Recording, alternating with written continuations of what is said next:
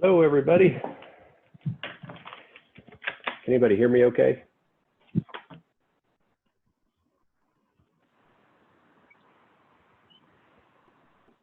Anybody?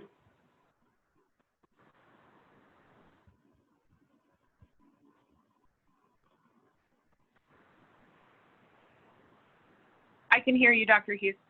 All right, perfect. Thank you. Give it just one more minute here and we'll get started.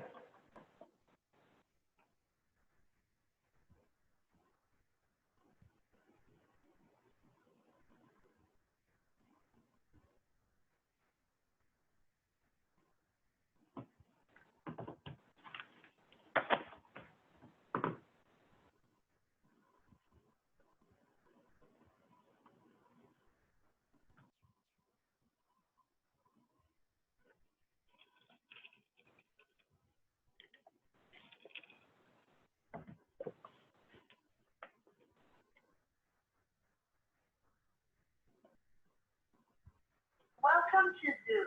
Enter your meeting ID followed by pound.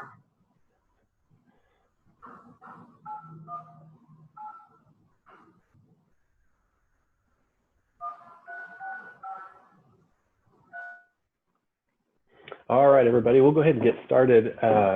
So I have put everybody on mute, although I've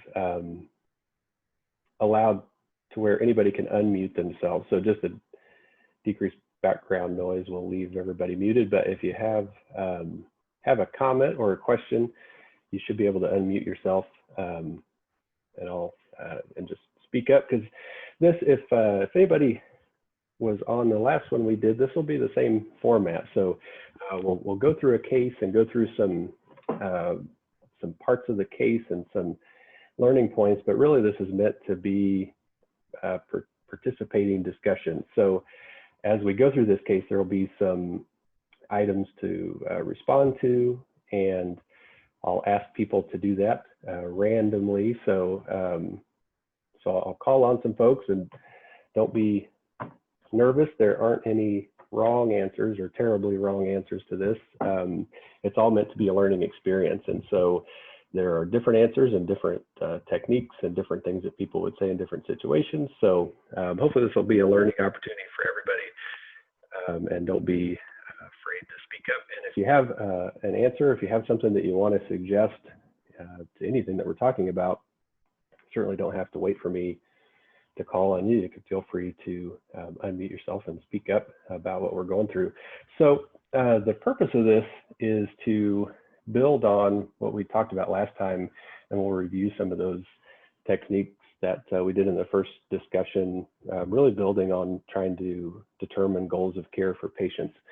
And in this case, we're going to focus on the initial assessment.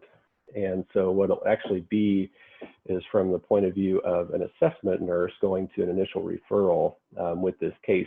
However, all of the concepts that we talk about and the discussion that we'll talk about really can apply to any discipline. So whether you're a nurse practitioner going to a palliative visit, or you're a case manager RN going to your first visit with your new patient, or whether you're a chaplain or a social worker going to your assessment, these techniques can be used by anybody. So even though it's directed really more from the point of view of a medical assessment on the onset, these techniques are really something that anybody can use. So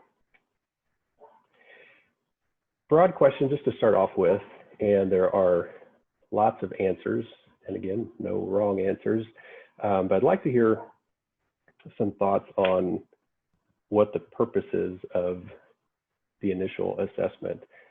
And first person is Amanda Cross. I'm going to pick on you first because you're right at the top of the list here. So what are some purposes of the initial assessment?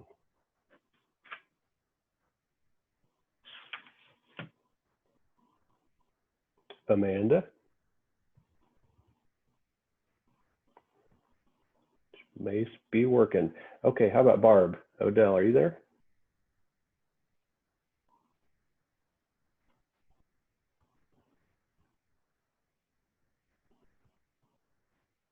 Hello, can you hear me? Hey, there you are. Oh, sorry, that was terrible. Oh, sounds like there's, let's try Amanda again. Sounds like there's an echo on Barb. Are you there, Amanda?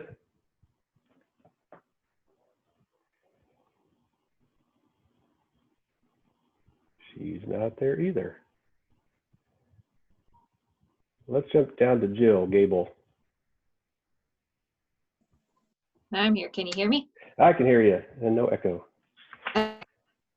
Well, I would say the purpose of the initial assessment is to kind of get a feel of where the patient is, like physically, emotionally, kind of get a feel for what the patient understands about their diagnosis as well as family members.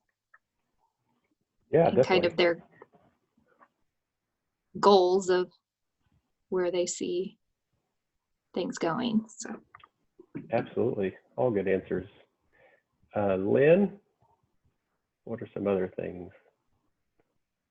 I'm going to want to establish a baseline physically and figure out what's been going on, what's going on right now, and see if there are initial needs, immediate needs. Good. Perfect. All right. So I listed out a few things, and these are not all inclusive by any means, but just some of the things that we think about when we do this initial assessment. One of the first things to think about is that we're often the first contact for Crossroads Hospice and palliative care. So with the patient caregiver, this is really the chance to make a first impression, and creating the first impression really sets the tone for the entire team. So that's one important thing to remember about that initial assessment. Certainly to establish rapport with the patient, with the family, with caregivers, and then all the things that we generally think about with an initial assessment. So we're gathering information about the patient, just like Jill said, we're getting a medical history, social history, getting insight into their emotional state and needs, their spiritual history. So all of those things we're getting information for. We're determining typically where the patient is at in their disease trajectory. So that's important for a lot of different reasons. Are they more towards the beginning of their disease trajectory, no matter what that disease may be? Are they at the middle? Are they at the end? Are they at the very end? Are they actively dying? So determining where the patient really is at. Certainly we're determining whether the patient meets criteria medically to be appropriate for hospice, or medically be appropriate for palliative care admission. So that's something that we're literally doing in the assessment through the paperwork and using LCD criteria and deciding on where the patient is at, which ties into their disease trajectory. But certainly we're determining whether the patient meets eligibility for these programs. And we're exploring their goals. So that's one of the purposes of this discussion, is to really look at what the patient's goals of care are to help determine the appropriate program. So we've heard this several times here lately, the right program at the right time, and that's key. And the only way really to do that is by a thorough assessment of the patient, not only medically, emotionally, spiritually, socially, but where they're at in their disease process to determine how we can help them the best. A lot of times we're helping to navigate potential barriers and emotions that the patient or family might have towards hospice or palliative care. And that's definitely part of this discussion, is how to navigate those, some tips and techniques on having those conversations and what to do if those things come up. Because as we're talking about goals of care, the patient may not even understand really what goals of care are. They a lot of times know what is important to them and what their values are and what they ultimately want, but they may not be forthcoming. Very rarely do you go assess a patient and they have written down a list of their goals of care. That's part of our job, is to find out what those are and to explore those based on what's important to the patient, based on what they want to see and what the family wants to see and what their needs are. So this is where we have to really dig and help the patient to find out what those things are. And like I said, by doing that, you're determining what is important to the patient, and not only determining that, but acknowledging that too, really helping the patient to know that we understand what those values are and that we're going to help them to achieve those things. We're certainly assessing the level of need for patient, family, and caregivers. What types of resources are they needing, and just overall where the level is at for the things that they need. We got to answer a lot of questions, right? So patients' families can have a lot of questions about what's involved, and we got to be prepared to answer a lot of questions and be experts in hospice and in palliative care and in everything that we do, so that we can answer questions. And then lastly, it's part of our job to explain the next steps in care delivery. So if you are at that initial assessment and you're taking all this information and you're ultimately determining what the best level of need is for the patient, what the right program at the right time is for that patient, then we also have to explain what happens next. The patient and the family need to be comfortable when you leave knowing what is going to happen next with the process. So as you can see, this is a long list of a lot of things that isn't even all inclusive, but there's a lot going on in that initial visit, no matter what your discipline is. There is a lot to think about and a lot to be aware of and a lot to practice with. So we will start by practicing with this patient. So again, this is a new patient, and her name is Carol. She's 78. She's a very pleasant lady who's been referred by her oncologist for palliative care services. A little bit about her history. So she has a diagnosis of stage 4 colon cancer with metastases to her liver, lung, brain, and spine. Her original diagnosis was 2 years ago, and her cancer has been treated with surgery for a partial colon resection. She then had chemotherapy and radiation to her brain. She's currently receiving chemotherapy and is scheduled to start radiation treatments to her lumbar spine for pain. However, that pain has been so bad lately that she's not even been able to stand on her own. She also has anemia due to bleeding colon tumor lesions, and the anemia requires her to have a blood transfusion about 1 to 2 times per month lately. So you get to Carol's house. There's a little reminder of her clinical scenario up top. You are the assessment person seeing Carol at her home, again, in any role. This could be applicable, but her husband, George, is with her, and then she has a son who has come over to be at this visit also. So this may actually be the hardest question of them all, but it's not a trick question.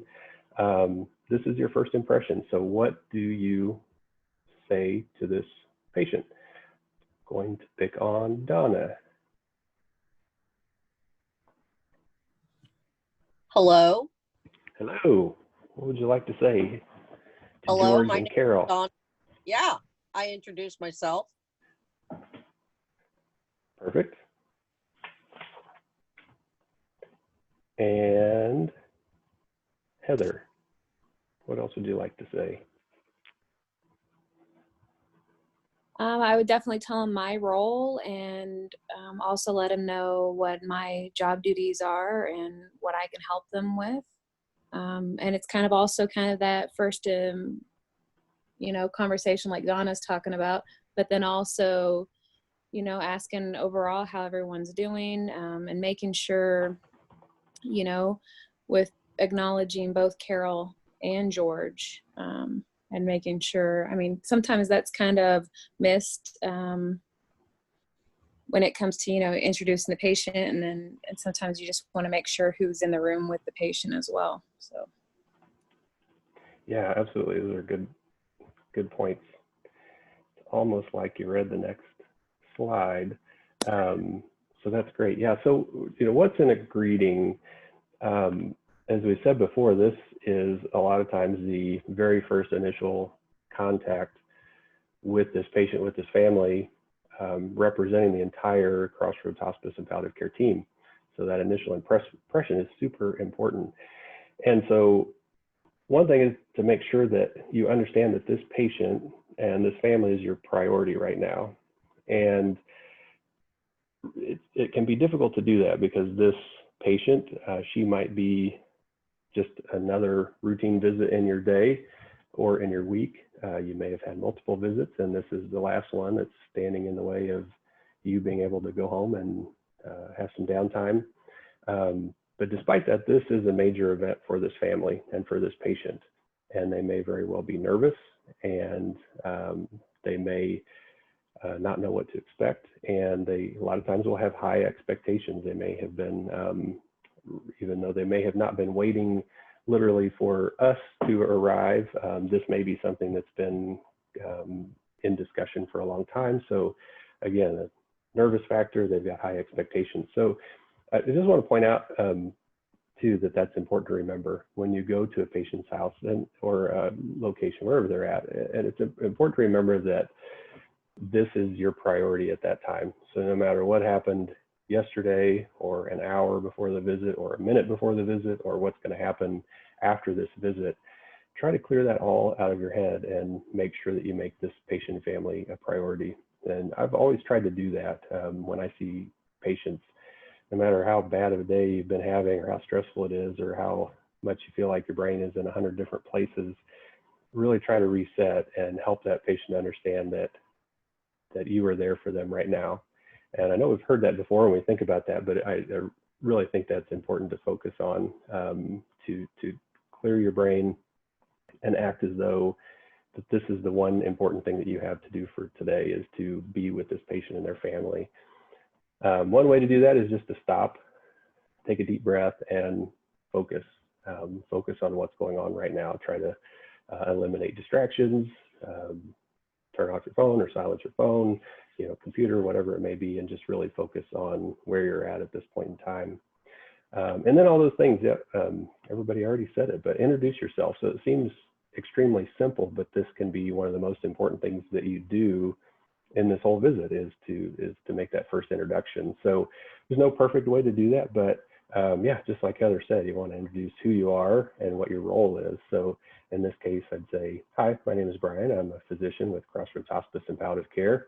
Very nice to meet you. I'm here to see how we can best help you today.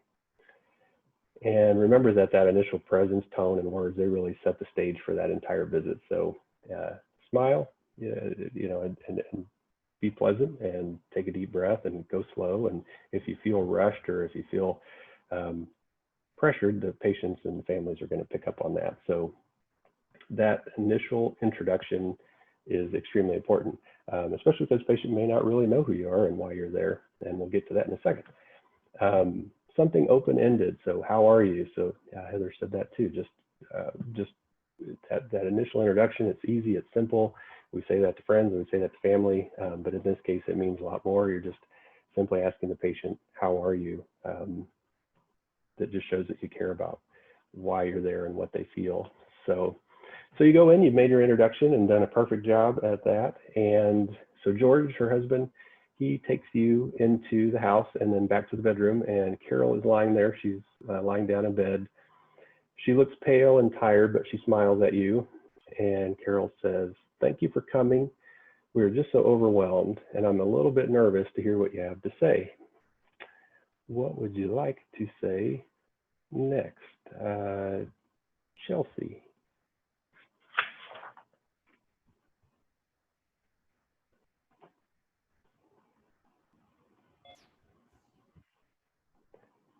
There, Chelsea?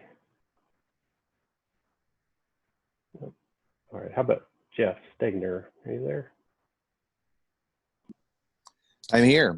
All right. If she was to tell me just openly that she's nervous, the first thing I might say is, well, I would just want to assure you that you're in charge. I'm just here to support you and to help you, to learn what's going on with your story and with your body, and to help enact the solution that you want. Great, yeah, I like that. Christina Turner, what would you say? I would also let her know that she's in control, but also I would try to figure out what her goals are, being on hospice, and to let her know what we offer Yeah, absolutely. Good. And Tamra. One more here. I'm here. All right.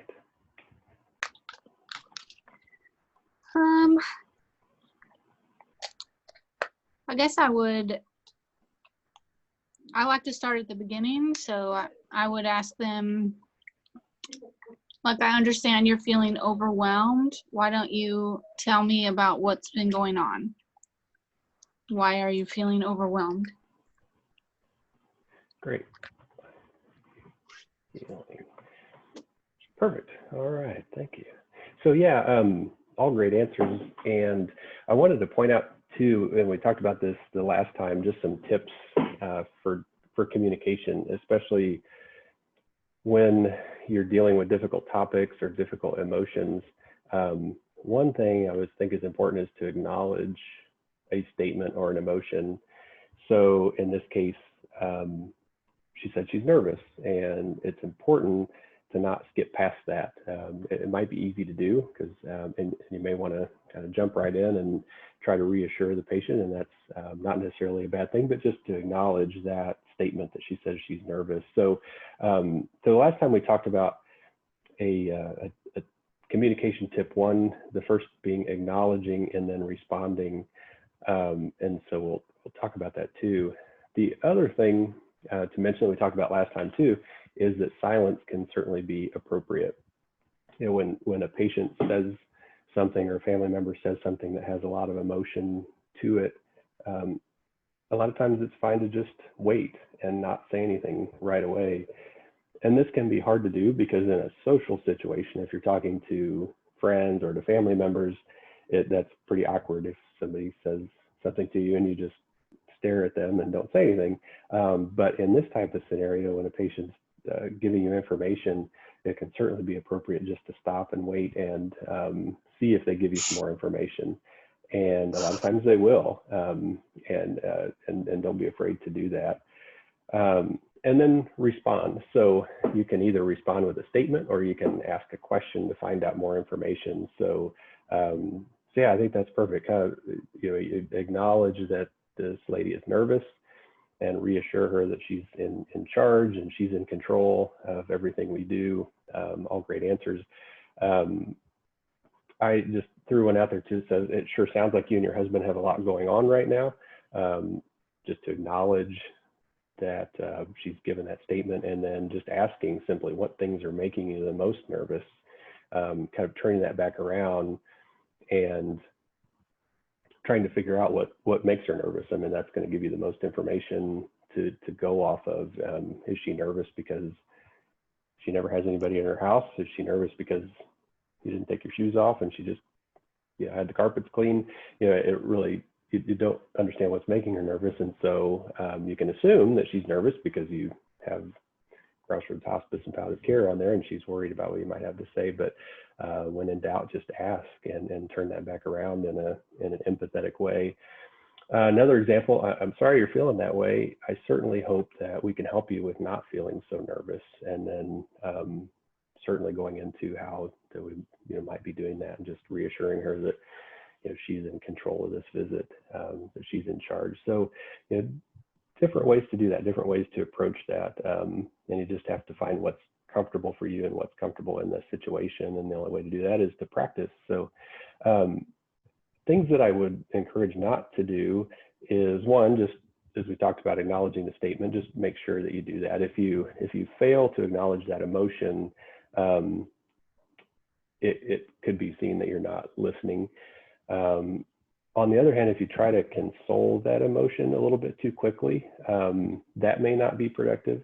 And again, this is a little bit difficult because, again, in a social situation with friends or family, if you're hanging out with a friend and you're walking down a dark street or something like that, and friend says, "I'm nervous," it's easy to just say, "Don't be nervous, I'm here." But in this case, it may not be appropriate to say, "Don't be nervous," because it may show that you're discounting that emotion, or that you're not really empathetic. So try not to do that.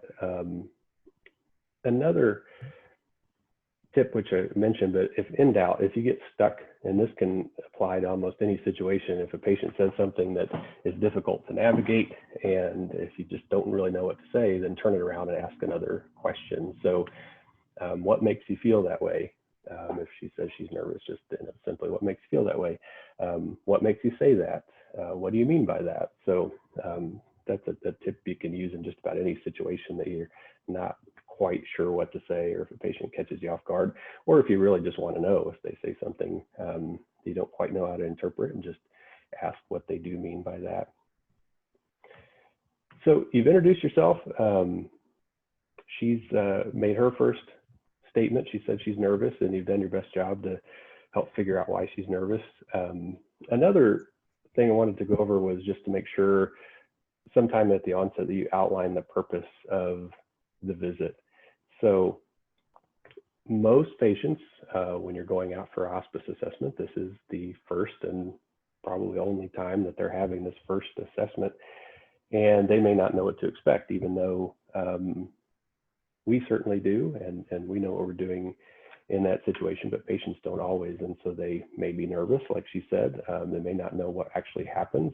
They may not know if you're going to pull out needles and start prodding or poking, or they really may not know what's going to happen.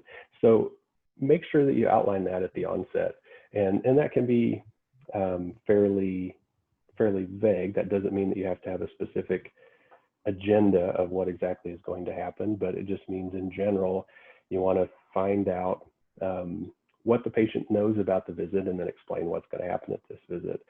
So the first part, make sure that the patient knows who referred them and why. And the important thing here that we always know is don't assume. So don't assume that the patient knows that they're here because they are being considered for hospice or considered for palliative care, or they've got end-stage cancer.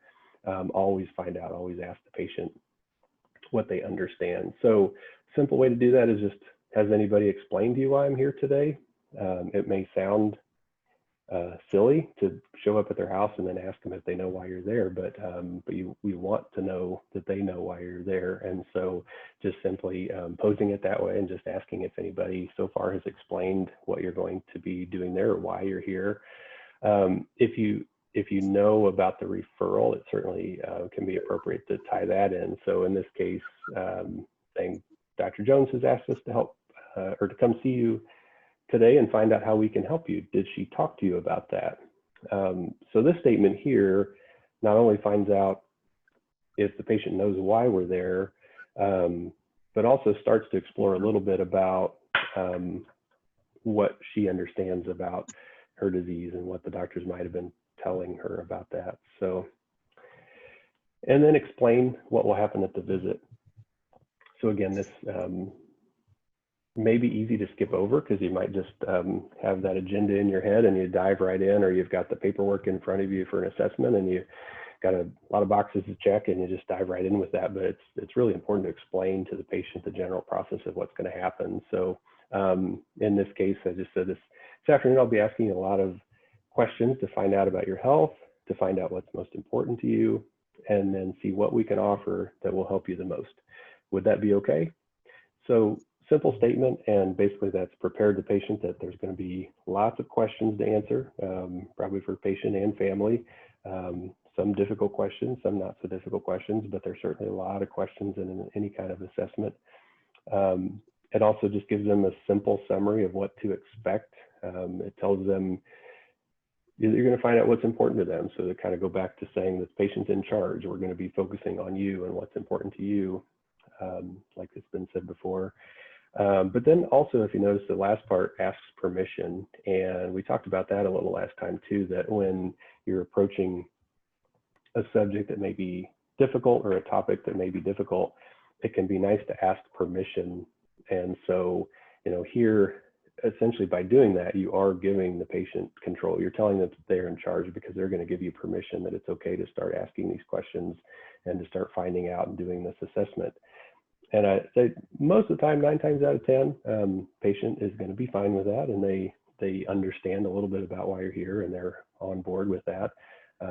Every once in a while, a patient may say, no, I'm not okay with that. They didn't want here in the first place. And then you've got your first challenge on hand. But asking permission can be a nice way to build rapport. And again, like said in the last question, it helps patients understand that they are in control of the visit and allows them to give permission to proceed with what we're going to be doing.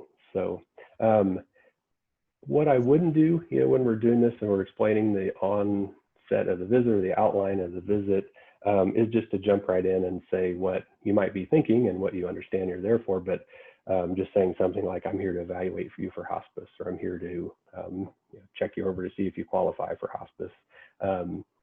Technically, that is definitely what part of what we were doing, but it just may rub the wrong way with patients. It's just not the best way to explain patients. I think that should be fairly obvious, but maybe something to think about too, just your wording and explaining what you're doing there and why you're there, because the patient may have different thoughts about that.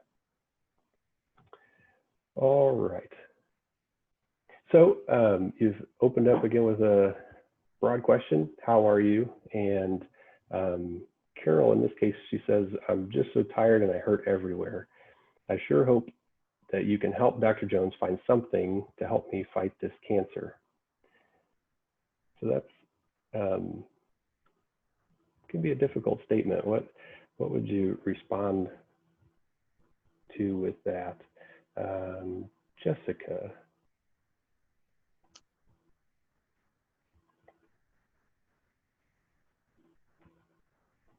Are you there, Jessica? She may be working. Can you hear me? Oh, yep, there you go. I can hear you. Okay, took me a minute to find it. I'd probably ask some more questions about her pain, and just make sure that I'm understanding her goals of care at this point. Yeah, definitely. Stephanie Bennett, are you there?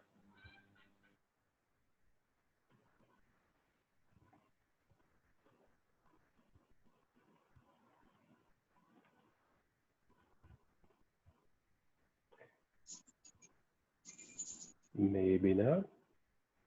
Just gonna pick a couple random phone numbers here too. If you're being asked to unmute, just got some phone numbers and no names.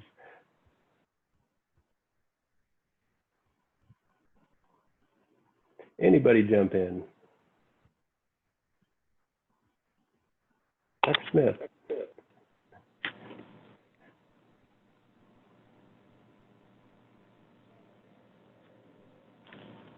Dr. Hughes? Nobody. Yes. It's Mary. Hey, Mary. I think I would ask her, tell me more about what you mean about finding something to help you fight the cancer. Is she hoping for a cure? Is she hoping for something to fight the pain the cancer is causing? I think I'd try to figure out what she means by that statement. Yeah, definitely.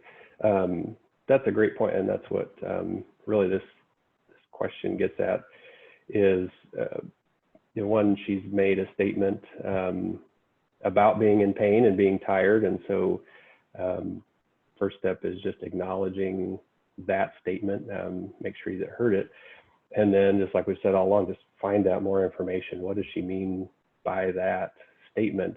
And exactly, is she talking about curative treatment? Is she talking about palliative treatment? She just knows she hurts and she's tired and may not know anymore, and she just wants something to help with that. So finding out what she means is yeah, perfect. So in this case, it sounds like your pain is really bothersome to you. So we've acknowledged that statement that she's in pain, and then starting that inquiry process. So what has Dr. Jones been telling you about your cancer, and going from there. So we've talked about that before, but that's something when doing consultations on patients or doing assessment on patients, or just even on follow-up visits or after a patient's been to a physician, I ask that question a lot. You don't again want to assume that patients have been talked to about these things. So asking what have doctors been telling you about your cancer? What have doctors been telling you about what's causing your pain? Has Dr. Jones been talking to you about being tired and what that might be coming from?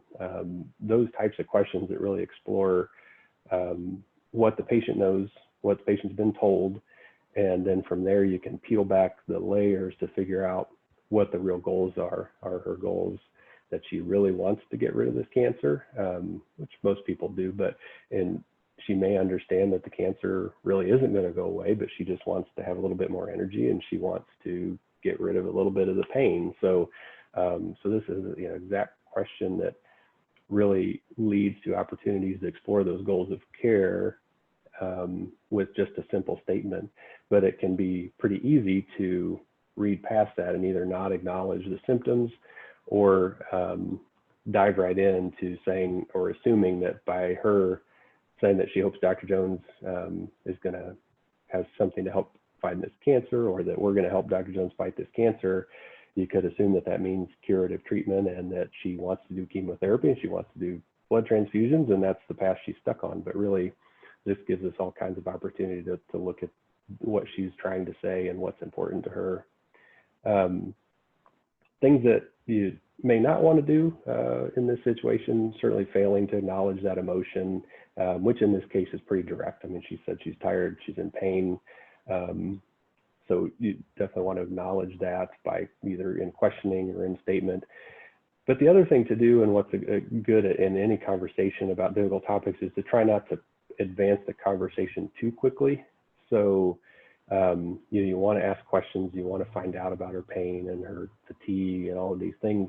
If you jump right to what you might be thinking and what the patient might even be thinking and what she may have even been told, but if you say something like, I don't think there is anything left for your cancer, that's a statement that may not be productive. It's advancing that conversation. It's jumping down a path that may not be appropriate at that time. There are times where that might be appropriate to where you really do have to make a pretty clear and blunt statement that there may not be anything left to cure your cancer. But in this case, we're not there yet. We haven't gotten to that point yet. You need to explore more about what's going on here. Obviously, it can be helpful to hear about what the patient understands in her own words. So we've given her an opportunity to do that. So we asked her about what Dr. Jones has been saying, and she says, Dr. Jones thought palliative care could help me deal with my pain and weakness. If I can just get stronger, I can restart the chemo treatment soon and make it to my next blood transfusion. She said my blood is low again. I'll still be able to have those, right? So that's a tricky one. Lots in that statement. Lisa, are you there? You want to give it a shot?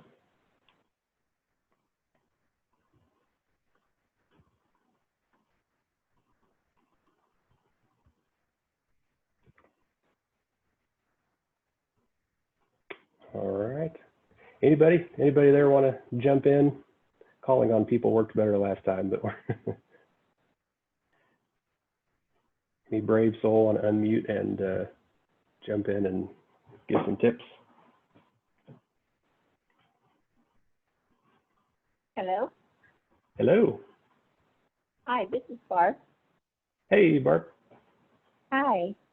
I think I would circle back around to the goals of care again, and make sure she understands what the chemo treatment might mean for her, and is that truly what she wants. I think now might be a time to initiate a very lightly generate a quality of life versus quantity of days. And then as far as the blood transfusion, that's kind of up in the air. Maybe she might be able to have it once in a while if it was truly a comfort measure. But then again, going back to her goals of care and what she's hoping to obtain from seeking more aggressive treatment, and what her doctor has told her as far as the likelihood of more chemo. Perfect. Yes. Thank you. yeah, she's given a lot of information in that statement. And well, I'm going to go back to that. So, you know, by the last part, and this was kind of where the tricky part of this is. So she's, you know, you can tell that she's basically saying, if I could just get stronger, I can restart my treatments. And so if you take that at face value, it may sound like that she wants to do those treatments, that she wants to do the chemo, she wants to do the blood transfusion. And then what's even more is she's asking a direct question that doesn't have to do with whether she wants those or not, but if she can get those or not. And so, you know, a few of the points I wanted to make on a statement like that. One, she's giving you a lot of information. So yeah, absolutely got to keep the goals of care in mind and ask questions and figure out what she really means and what she really wants with those statements. But it can be easy to get tripped up with a question like that, because most of the time, if somebody gives you a long statement and then ends it with a direct question, the tendency is just to want to answer that question. And so her question really is saying, can she still have those, and not really, should she still be getting those, or do they align with my goals of care? She's just asking if she can have those. So a tendency might be easy to jump to saying, well, no, you can't have those on hospice, or no, those really aren't helping you. And that's not productive for all the reasons that Barb said. You're not really finding out if the chemo, if the blood transfusion aligns with what really is important to her. And this is where it is really important to know what the doctors have been telling her, what she understands. Because as we know, as dealing with patients, that doctors like to treat disease. They like to give medications, and they like to give treatments that they think are helping. And a lot of times they do, and sometimes they don't.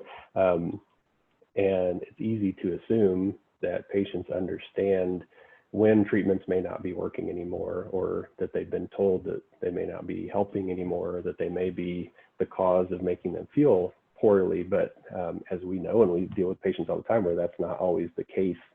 And so we've got to find out that information really before we answer this question. So it can seem a little rude that she's asking a direct question by ending with saying, I'm still going to be able to get my blood transfusions, right? But you can do that in a tactful way by circling back around, like Barb said, circle around to goals of care and ask more questions, really to find out, what are these treatments really accomplishing, and are they really what she wants to be doing? And that can be done with any type of treatment. You know, in this case, we're talking about chemotherapy and blood transfusions, but we could be talking about dialysis. We could be talking about medications, inhalers.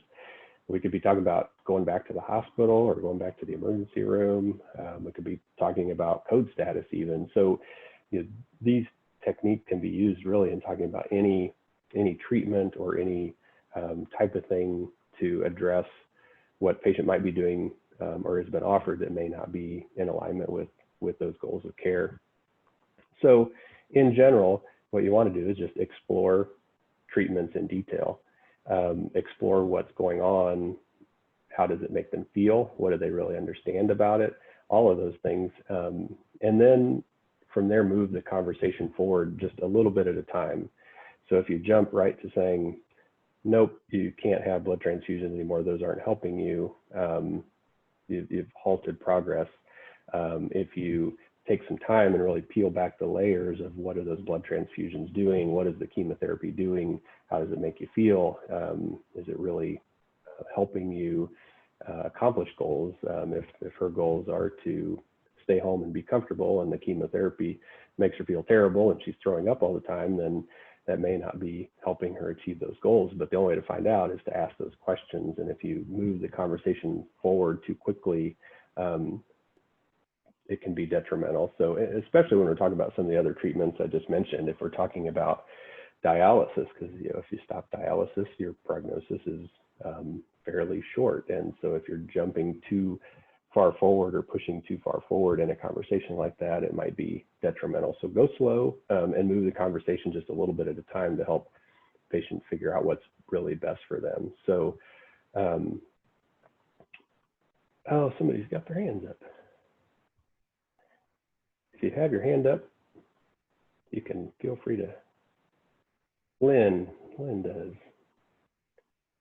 and Donna. How about Lynn first? Maybe this is an I old was question. just having trouble unmuting myself. I kept getting an error message stating that the host will not allow participants to unmute themselves. So every time you said, open it up, I tried. Oh, no. But we Okay. might be good now. Let me see. And unmute. Okay, it looks like I can mute and unmute myself now. You know, yeah, sorry, that was on my end. I had the wrong button clicked. So people Ah. should be able to unmute now. Sorry about that. That's all right. All right. Donna, were you going to say the same thing probably? No, I'm unmuted Oh, okay. now. I thought you were just trying to keep me shut up. So, anyways, what I would also do, you kind of like kept going around and around it, is when I would talk to my patients, I would point out to them, you know, depending on their regimen and how it was, I always tried to, you know, kind of go back to the beginning and bring back to, remember when you got your chemo and you felt awful, and then you'd start feeling a little bit better, and then it was time to have your chemo again. So I try to, you know, bring back to them that, oh yeah, I did always feel better right before. And it's like, yeah, well, the chemo sometimes sometimes the cure is worse than the disease. So I would try and get them to realize that sometimes we actually have patients who do better off of treatment. Like Barb said, you know, the quality versus quantity, but also, you know, just not that you advertise it, but let them possibly get the benefits out of hospice, forego doing anything aggressive, and then they can always change their mind. You know, if they do get feeling better and everything, and they want to come back off of hospice and try something again, hopefully by that time they've started realizing maybe the chemo's not really for me. Maybe this is more what I want. And it just kind of helps them to change their focus, to see that they don't have that appointment for their next chemo looming over their head of, oh my God, I got to get feeling better so I can get my next treatment. So it just kind of leads them into, I actually do have a patient that I did that with. I'm like, take advantage of being off the treatment, not worrying about it, seeing how you feel, and then you can revisit starting the chemo in 3 or 4 weeks when it's time. And by that time, her and the family had decided, you know what, the chemo's not for us. So they stuck with hospice. That's just what I found. Yeah, those are great points. Yeah, thanks for sharing that. And actually that goes right along with some of these next questions here are really examples of how to kind of pull that information out of them. Some of the things that you just talked about, Donna, with asking about and finding out how they're feeling. And well, and the other thing about a blood transfusion is I did find out before too, you know, that sometimes hospices will let them have like a blood transfusion if it is a comfort measure, like say there's something that they're trying to get to, like a special event or something, and the blood transfusion's just enough to hold them over to get them there. I know that hospice has allowed that before. It's not a curable thing and it's not ongoing. It's, you know, they understand that this is a one-time thing. So that's how I would maybe address the blood transfusion question. I was getting ready to say the exact same thing about that blood transfusion, Donna, because her primary diagnosis is not going to be anemia. Anemia is a secondary. And if we're giving her blood transfusions, like you said, just as a temporary, maybe a one-time deal for symptom management, yeah, she could possibly have a blood transfusion while on hospice. Absolutely right. Definitely. And that brings up a point that I think comes up just a little bit later, but you know, as we talked about all these treatments, not just in this case, her chemotherapy and her blood transfusions, but we've talked about certain medications. If we're having that conversation and using these same principles, there can be discussions about that. And my point was for real-time advice on if you're doing an assessment and you found that the patient really is wanting something like that, and they understand everything about it and they understand what they're doing and it really does help them feel better, bring those up to the clinical director. So bring those up to Mary, because we've had a lot of conversations over the last few months with patients who really had been sort of labeled to have barriers to hospice and had been told that they can't do hospice because they wanted a certain treatment, that really something could be worked out. You know, an every once in a while blood transfusion for a symptomatic patient who really does benefit, it might be a possibility.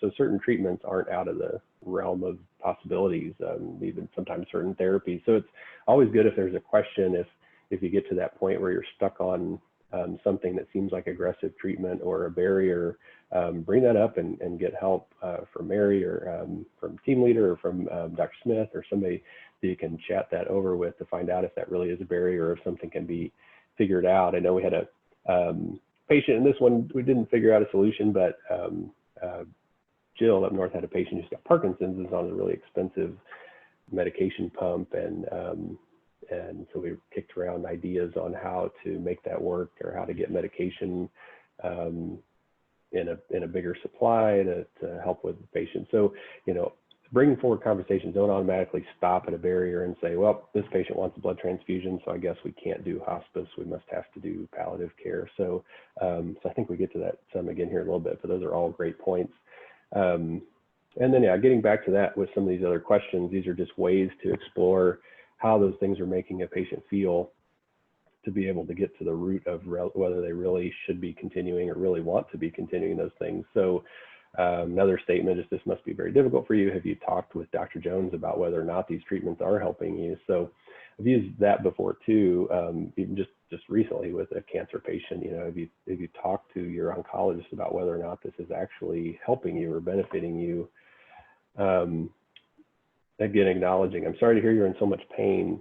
Some people have had difficulty with how chemotherapy makes them feel. Have you had any issues like this? So this stuck with me when Donna said that, and talking about kind of normalizing some of the symptoms that may happen with treatments and generalizing some of those symptoms so that you can make the patient feel like that it's okay, that they're not just being being weak or not tolerating things well because they're not strong enough, but patients really do have these symptoms, and normalizing that, sometimes that can help bring that back into the discussion, or talking about, like Donna said, with you know, saying some patients feel better right away, and then, or they feel worse right away, and then they feel a little better. So you know, kind of bringing using some of those techniques to normalize some of the conversation. Yeah, there we go. If you so if you've explored that treatment option and the patient's still adamant about continuing that treatment, discuss with clinical director, see what options might exist. We've kind of talked about that already. So going to move a little quicker through there. So we've talked about those things, and we've normalized some of these feelings and some of these symptoms. And Carol says, well, since you did ask, I really don't like these chemo treatments. I feel so terrible afterwards. I don't even know if they're helping anymore. But Dr. Jones said that if I don't keep doing them, the only option left was hospice. And I don't even want to hear that word. So we've kind of broken through a little bit and, you know, helped her realize that these chemo treatments aren't really helping her to feel any better. We're kind of right there, but now we've got a barrier of hospice. She doesn't want to hear the H word. And I'm sure we all have stories of patients who hear that word and they get scared of it. And I can think of about 3 just in the last couple of weeks where I've heard that, and the reason could be different. So won't call on anybody, we'll kind of move along here, but a barrier like that. So explore those potential barriers slowly and empathetically, and try not to be afraid to confront those issues though.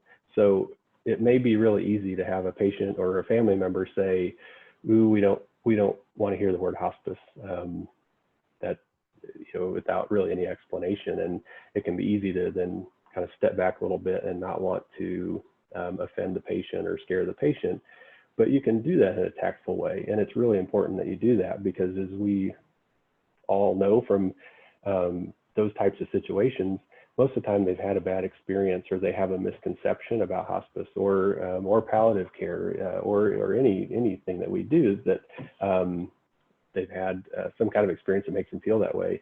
And unless you really approach that head on and do it in a tactful way, you may not get to the bottom of that. So a few tips and tricks, turning that around with a question. So we're acknowledging, seems like the word hospice might have some difficult meaning to you. Do you mind if I ask you what you know about hospice?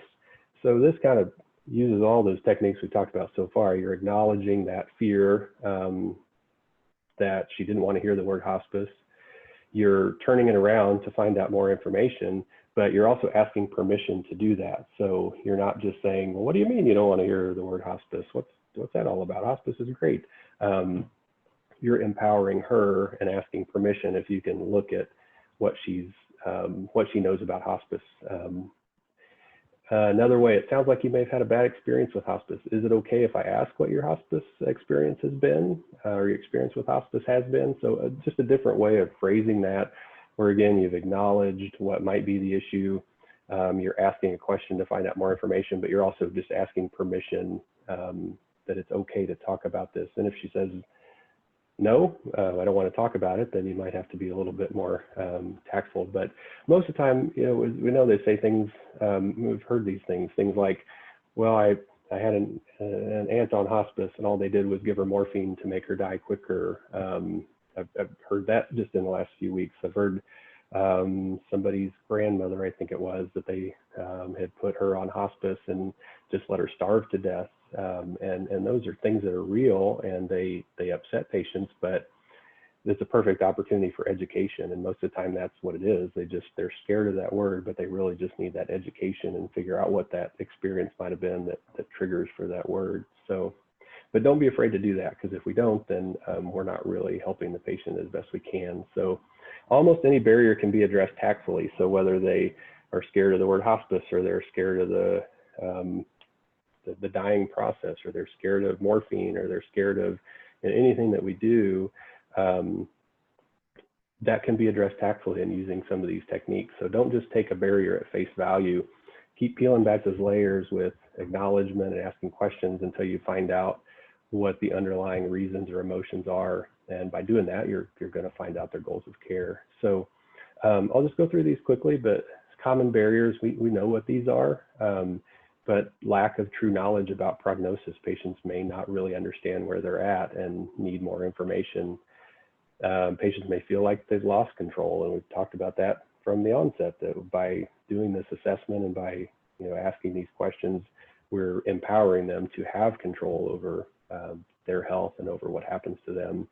They might perceive it as weakness or giving up by choosing hospice or palliative care. And again, education can help them to realize that we're just helping them with their goals of care. They may have had poor past experiences with friends or family on hospice. They may not have been given permission to stop therapy. So family members, friends, even physicians or other healthcare providers may not have discussed that it can be okay to stop therapies that aren't helping them anymore, or that are actually might be hurting them. Misconceptions regarding nutrition and hydration. So the lady's grandmother, who she thought that she was being starved to death, and we know that's not the case, but it requires education. Fear that patients must give up their current physician or other health providers. We know that that's not always the case either. Fear about giving certain medications up, and we've talked about those kind of things with treatment discussions. And certainly spiritual and cultural beliefs might contribute to barriers to end-of-life care.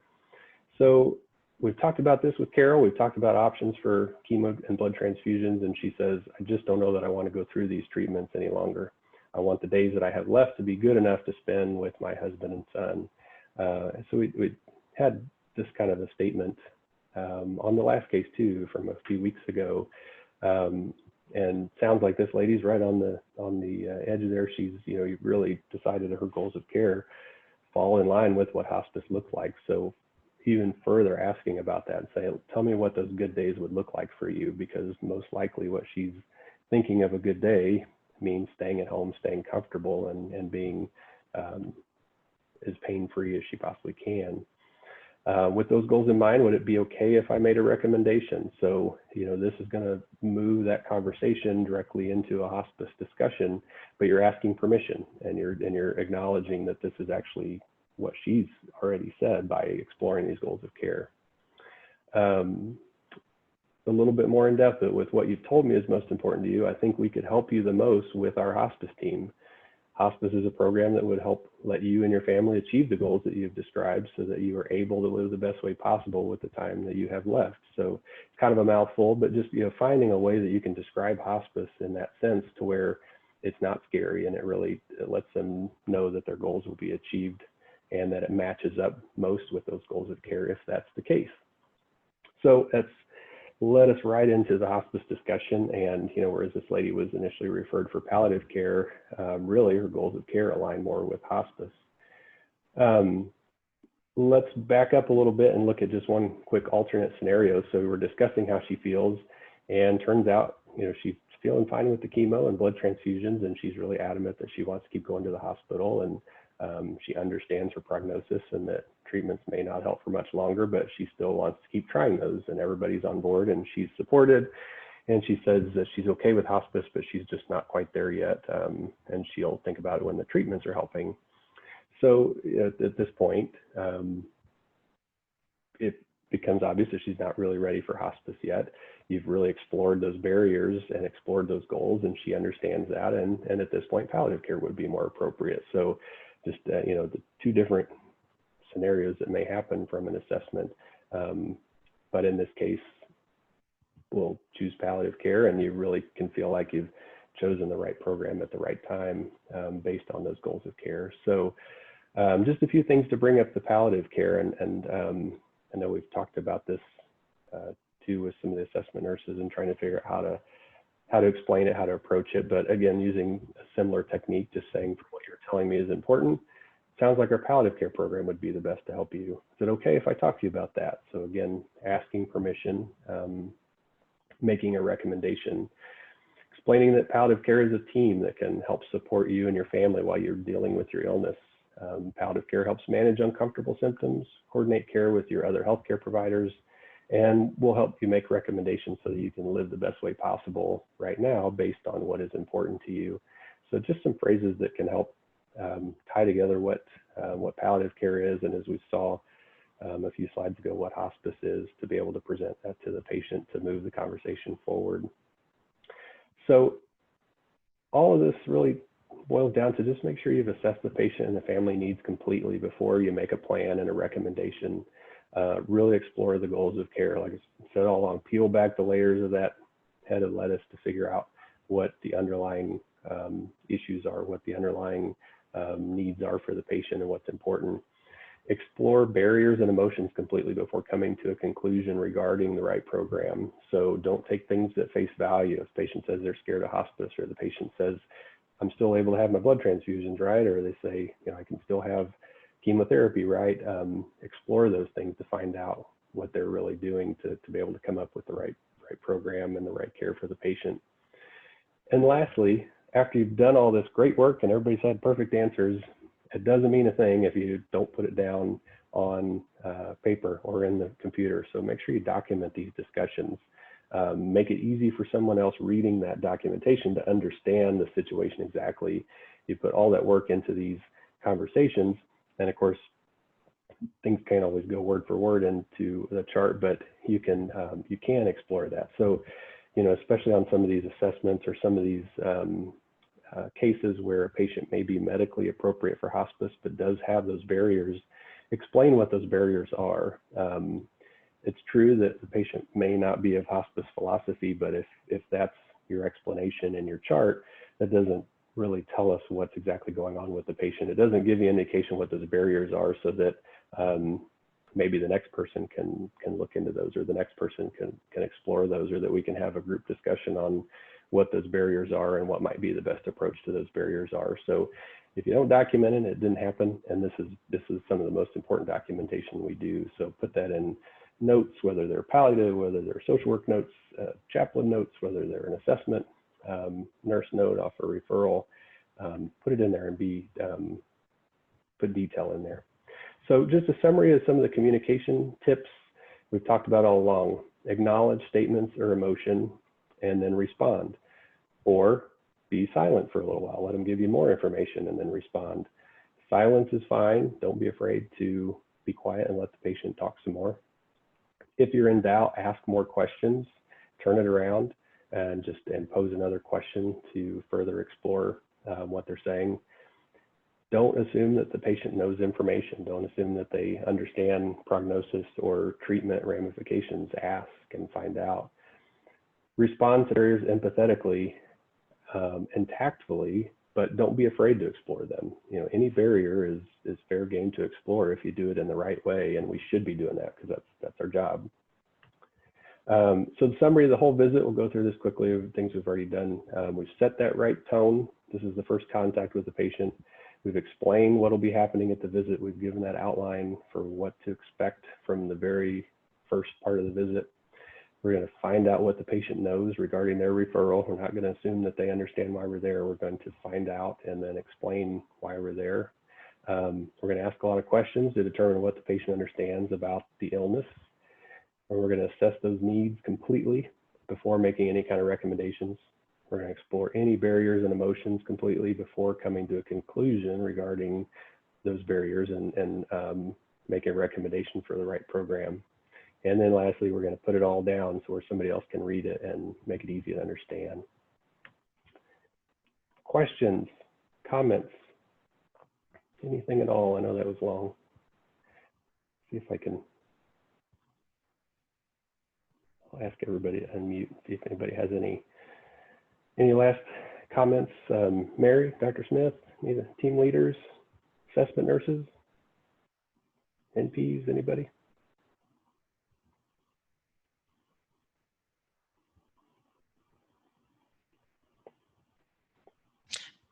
Actually, Dr. Hughes, this is Gwen. I typed my question in when you were talking about, it's okay. I was just basically wondering, since I don't do initial assessments in my primary role here, I was just kind of curious when we were talking about the fact that she was feeling tired and that she had pain. Is that something that we bring up in the initial assessment, is to ask her about her diet and her desire to eat? And then also, is there a review of all medications, including her pain and OTC items? Yes, definitely. Yeah, great question. And now I can see it. But yeah, I didn't really get into some of those details of the assessment, but that's absolutely part of the assessment too, is asking about symptoms. So appetite, weight loss, any trouble swallowing, those kind of things, along with nausea and bowel habits and bladder habits, pain, shortness of breath. So that entire list of symptoms is part of the initial assessment too. Didn't really get into those details for this, just since we're focusing more on deciding goals of care, but those are definitely things that would come up, along with a medication review. So that's absolutely part of the initial assessment too. As far as a nursing assessment, there would be a review of all the medications to decide, same kind of thing, what's helping, what's not, what may be discontinued, what may need to be changed. So yeah, that includes anything over the counter or vitamins, supplements, anything the patient may be taking. So yeah, great question. That's all part of it too, part of the assessment. Just wasn't really a specific part of what we were talking about here, but it certainly is part of that assessment. Good question. Anybody else?